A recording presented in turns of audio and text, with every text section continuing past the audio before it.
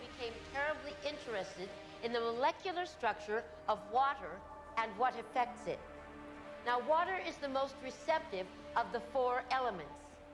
Mr. Emoto thought perhaps it would respond to non-physical events. So he set up a series of studies, applied mental stimuli, and photographed it with a microscope. For one sample of water, we drop about 0.5 cc's onto each 50 petri dishes.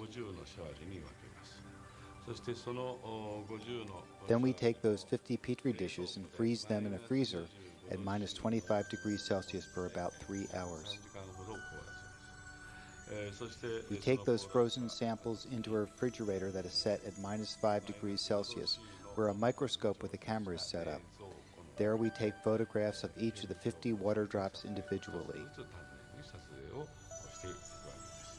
We first take photographs of water that we did not put any information in. Then we take the water with information and do the same procedure just described. We take those before and after photographs and compare the differences.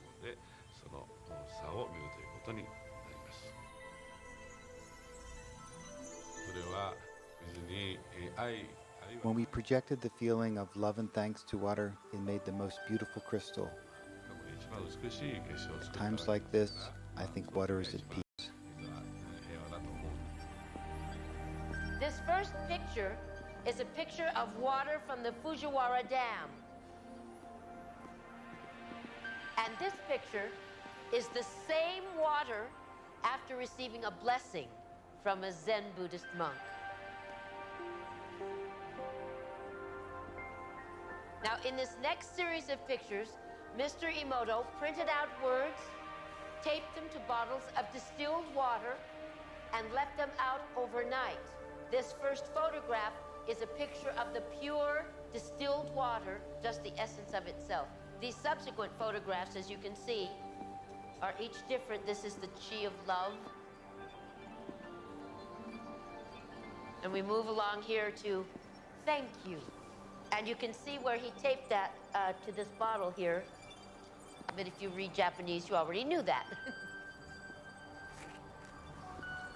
Now, Mr. Emoto speaks of the thought or intent being the driving force in all of this. The science of how that actually affects the molecules is unknown, except to the water molecules, of course. And it's really fascinating when you keep in mind that 90% of our bodies are water.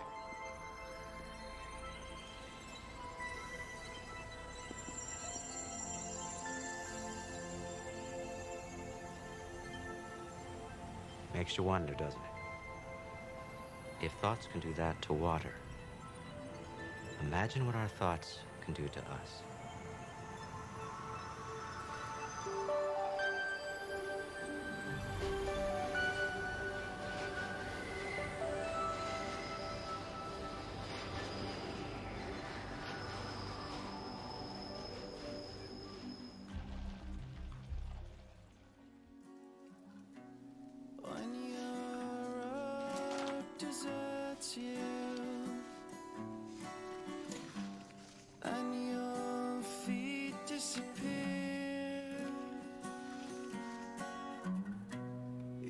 Find some old shoes, wasted one without appeal. Where will you go from here? Our mind literally creates our body. But it all starts in the cell. And who gives the cells the order? The orders come from the neural net in our brain, which are based on the experiences and information that we've logged in there.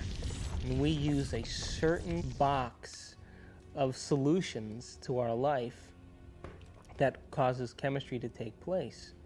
So in order for us to change the chemistry, we would literally have to change the neural net, which means we'd have to change our identity, which means we'd have to change our attitude or change the way in which we interact with our environment. And every time we keep being the same person and keep experiencing the same attitudes, all we're doing is reinforcing ourselves as our identity.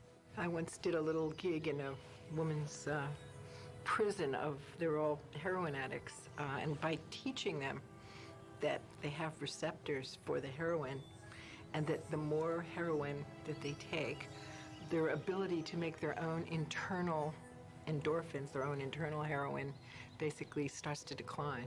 And then the receptors start to become subsensitive, or there's actually less of them. So there's these actual changes, and then this new information about how less brain cells are being made, so that people get kind of, in all addictions, they get stuck in old patterns. The person's mental life becomes dominated by pain, such that everything that they perceive is colored by the pain. And sometimes every way that they react and everything that they do becomes all about their pain. One of the things about receptors is they change in their sensitivity. If a given receptor for a given drug or internal juice is being bombarded for a long time at a high intensity, it will literally shrink up. There will be less of them, or it will be hooked up in such a way that it is desensitized or downregulated. So the same amount of drug or internal juice will elicit a much smaller response.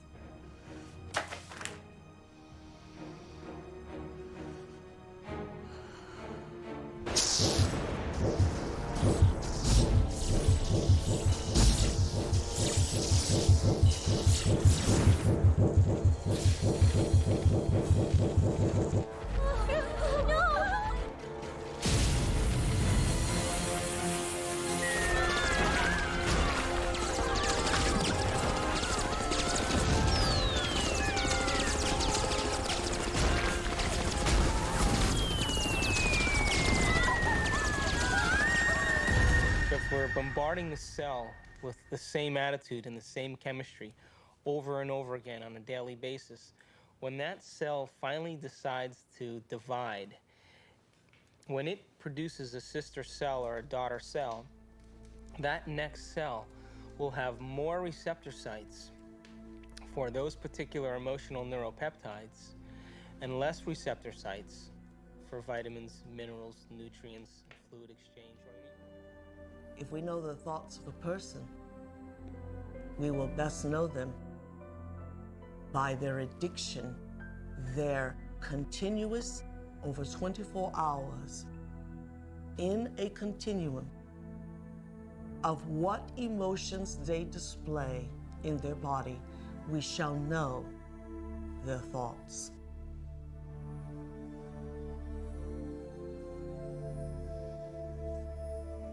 I hate you.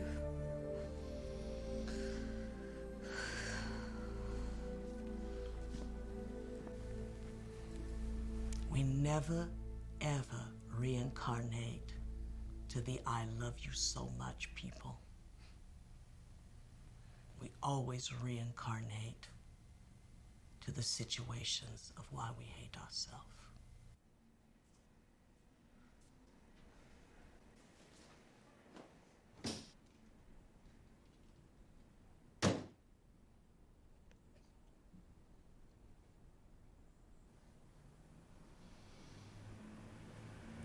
I hate you.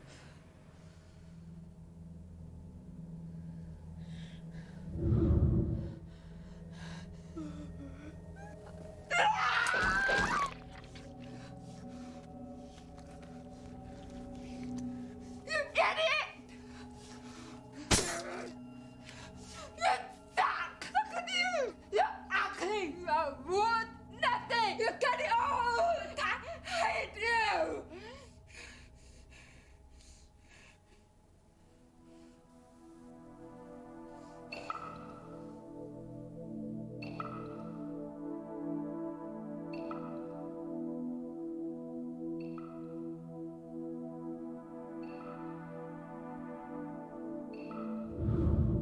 It makes you wonder, doesn't it? If If thoughts can do that to water, imagine what our thoughts can do to us.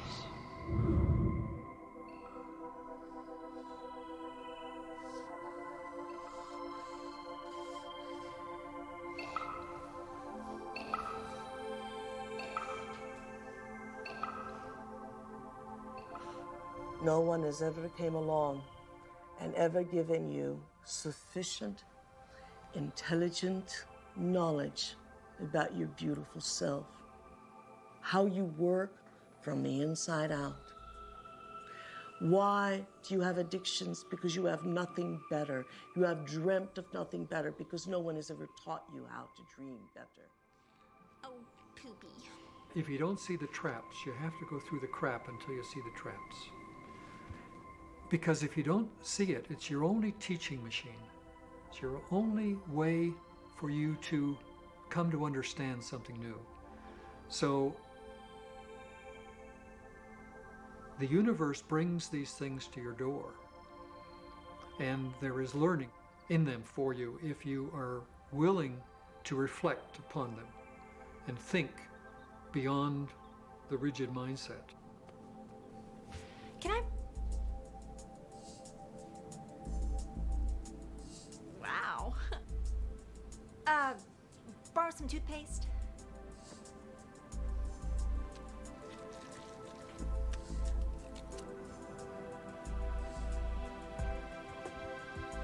Thanks.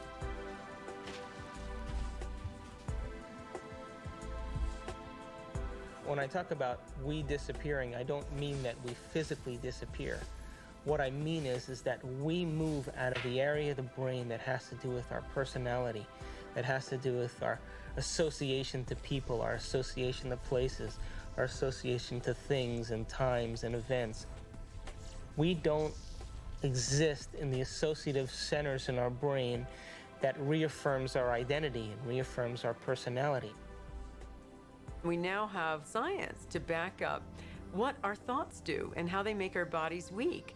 A lot of scientists who are actually studying this with behavioral kinesiology and other ways, showing that thoughts make your body weak. And thoughts pretty much create your reality. They create what you're going to think about yourself. If you're fat but you think you're wonderful, you'll be wonderful. But most women we're compared all the time with impossible images from Barbie to models. And so we think that our whole currency is how we look and how other people are going to perceive us. And we're always up against impossible standards. What is relative to their own emotional addiction are movies and dramas and news and all the media that is so beautiful today, and providing people with experiences without having to be there. And yet,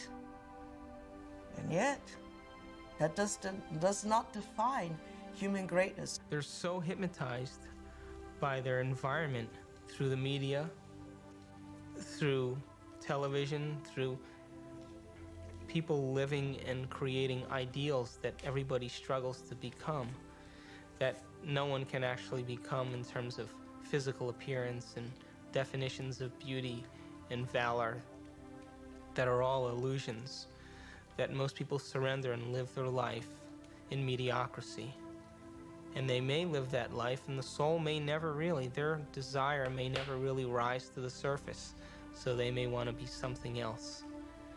But if it does rise to the surface and they ask themselves if there is something more, or why am I here? What is the purpose of life? Where am I going? What happens when I die? They start to ask those questions. They start to flirt and interact with the perception that they may be having a nervous breakdown. And in reality, what they're doing is that their old concepts of how they viewed their life in the world start to fall apart.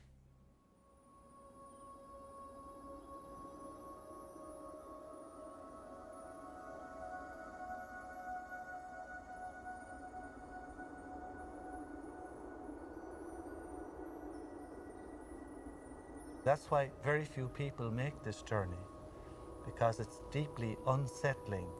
All of the molds that we have lived by have to be broken, and we have to liberate ourselves in this way. And sometimes there's an awkward period between the comfort that we knew before and the real state of comfort when we are the Lord of our being, which follows that interval of chaos. Most people, when they get into the chaos, give up hope and go back to the old false securities. They get to live a reasonable life and they get to die in some sort of peace, but they haven't advanced spiritually at all in that experiment that we call the life.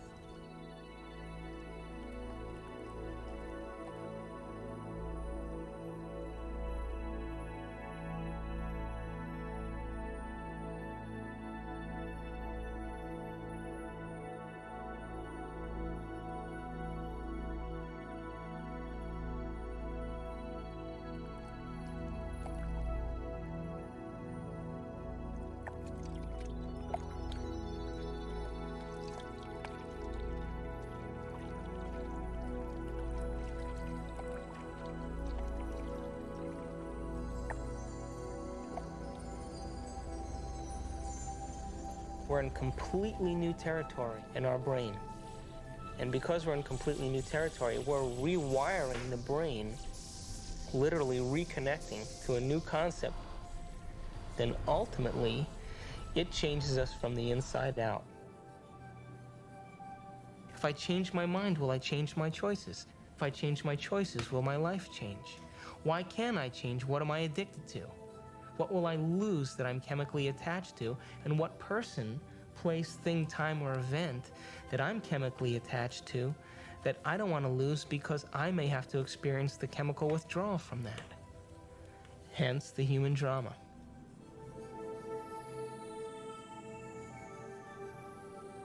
This life is but a page in an enormous book